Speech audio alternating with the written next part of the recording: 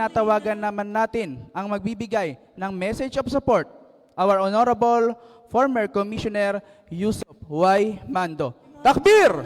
علم يعلينا يوصلنا نحو العلياء ويرفعنا حديث يروي وشريعة ربي مرتعنا قرآن وحديث يروي وشريعة ربي مرتعنا فيه قد زانت للدنيا وسموا حبا قصد.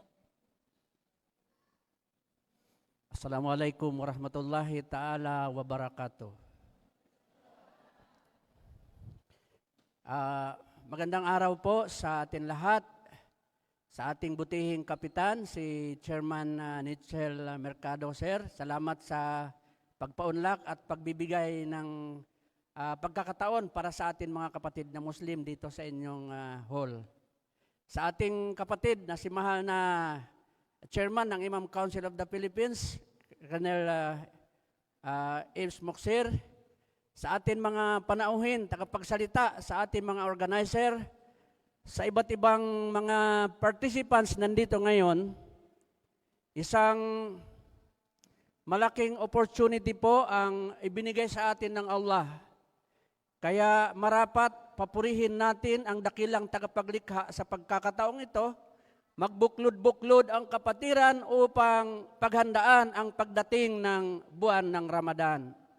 Para sa kaalaman ng atin mga kapatid na hindi Muslim, ang mga Muslim po ay taliwas sa paniniwala ng iba.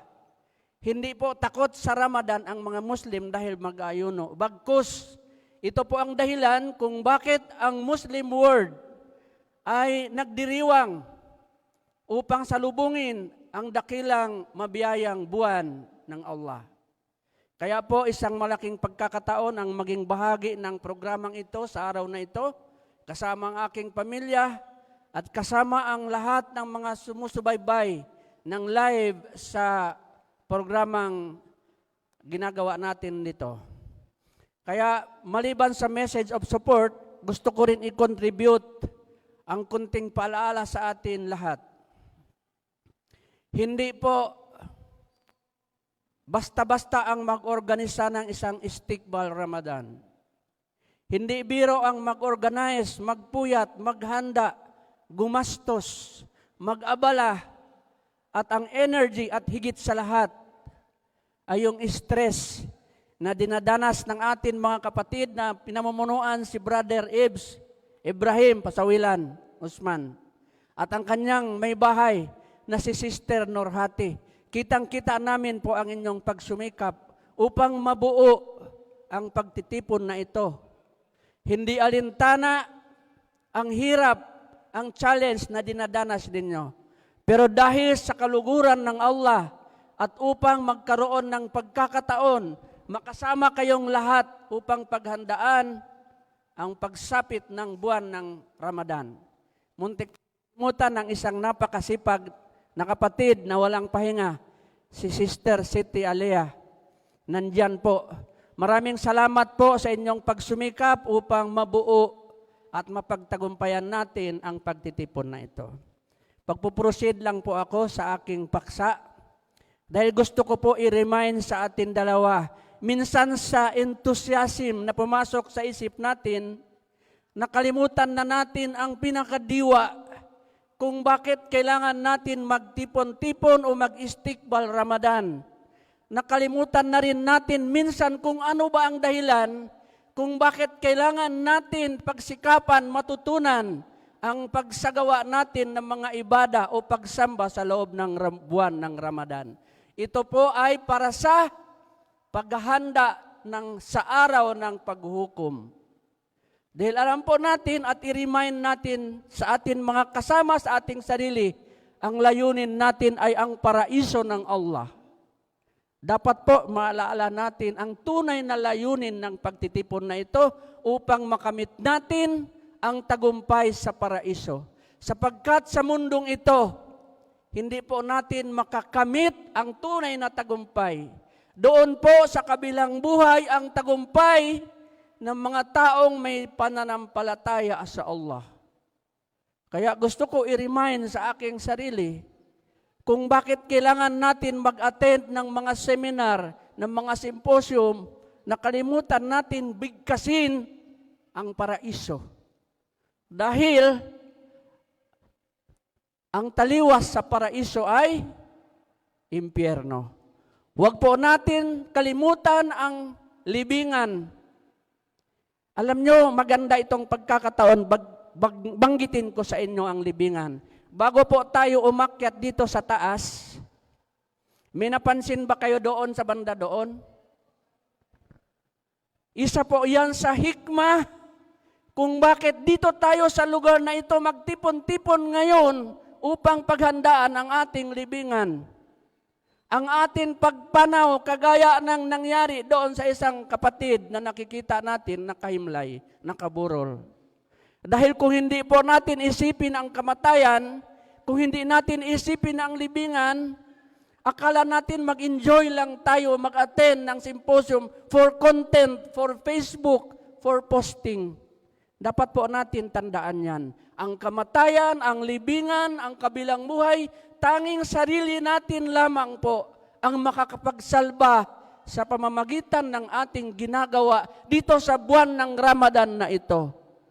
Kaya sa mga organizer, iba't ibang organization, maraming salamat po sa inyong pagsumikap upang magsagawa ng pagpapaalaala sa araw na ito. Bibiyayaan po kayo ng Allah, tatanggapin ang inyong ibadah. Bago ko makalimutan, i-check po natin ang atin mga niyat, yung intensyon. Dapat lahat po yan ay for the sake of Allah. Lahat ang ginagawa natin for the sake of Allah, magkakaroon ng gantimpala mula sa Allah. Hindi yung pagpapasikat, pagpapakilala, maraming kaibigan, maraming nakakita, nagtatalim, istikbal. Allah po ang dapat natin i-please. Dapat ang Allah ang malugod sa atin lahat para hindi sayang yung pagod, yung pamasahe, yung effort. Nawa po ay makamit natin ang biyaya ng araw na ito. Kung isa sa mga katabi ninyo nagsasalita, habang nagsasalita ang mga lecturer natin, i-remind ninyo po, mamaya na yan, unahin natin ang pakikinig. Dahil meron tayong mga kasama sa bahay, hindi nakasama rito. Yan naman po ang role ninyo. Kung anong natutunan natin dito, ibahagi natin doon sa mga kapamilya natin sa bahay. Tandaan po natin yan ha. Hindi ako nakakapag-lecture sa inyo, pero munting paalaala sa atin. Ibahagi ninyo sa Facebook kung anong natutunan ninyo rito, hindi lang yung picture. Ibahagi ninyo sa kasama ninyo sa bahay kung anong dapat nilang gagawin sa buwan ng Ramadan at sa mga darating pang araw pagkatapos ng Ramadan. Dahil ang Ramadan ay pagtitraining lamang natin para sa buong taon sa ating buhay. Muli po, sana itanggapin ng Allah sa atin ang ating ibadah, ang ating pagsamba, at lahat ng atin mabubuting gawa. Dahil yon po ang tanging layunin is to please Allah. We are doing everything not for anything else, but for the sake and for the pleasure of Allah. Maraming salamat po, nawa ay patawarin tayo ng Allah sa atin mga pagkukulang at tanggapin niya ang ating ibadah. Allahumma balligh na Ramadan. Panalangin pa rin natin na maabot natin ang Ramadan at makapagsagawa pa rin tayo ng mga ibadah para sa kanyang kaluguran, para makapasok tayo sa kanyang paraiso, insyaAllah. Willing ba tayo pumasok sa paraiso? Alhamdulillah. Wassalamu alaikum warahmatullahi ta'ala wabarakatuh. Maraming salamat sa ating MC. Napakagandang pagpapaliwanag at magagabayan tayo ng ating MC. Thank you, brother. Salamat. Jazakallah. So inshallah po, jazakallah khairan po Honorable Yusuf Mando sa iyong napakagandang pagbibigay sa amin ng paalala, nakaka-inspired ang mga ganong mga paalala para sa ating lahat. So inshallah, amin pong tinatawagan ulit, inshallah, syempre ang aming butihing Yusuf Mando, Brother Asgar Haji Salik, Ibrahim P. Osman. Inshallah, baka po pwede po tayo dito sa harapan.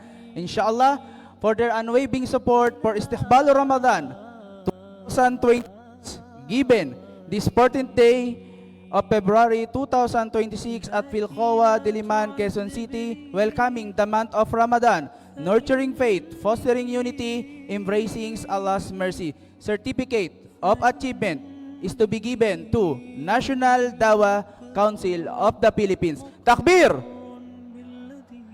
Parang humihina na, takbir!